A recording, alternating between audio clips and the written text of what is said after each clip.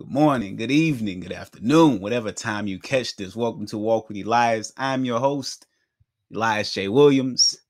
And today we're going to talk about how to avoid the friend zone. Now, if you find value in this, please like, subscribe, share, comment, dislike, don't care. Follow me on Twitter at Elias J. Williams or add me on IG, walk_with_Elias. All right, now let's jump into this. Take a walk with me. So here's what you need to know.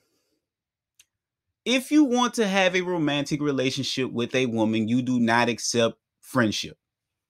That's the basis of it. Now, if you just want to be friends with that woman, fine, do that. But if you have a literal attraction to her, you make it known that that's what you want.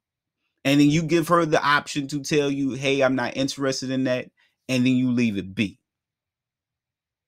Because there's something called the social exchange theory, right?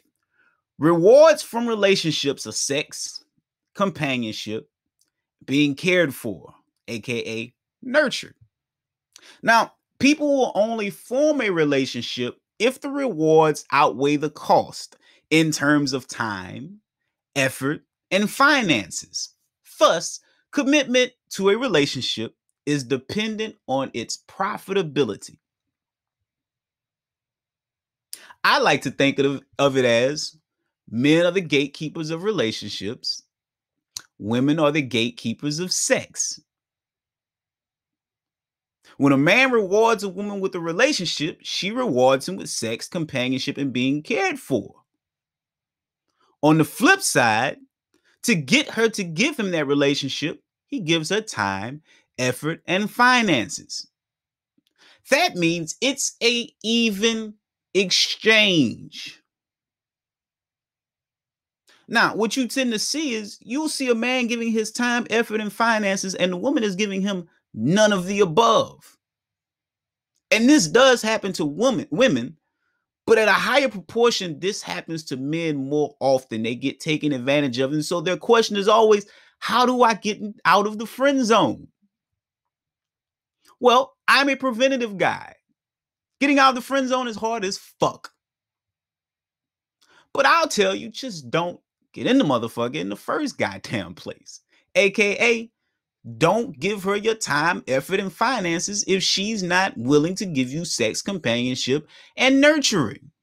It's really that simple. I once dated a woman when I was 19 that she was 30.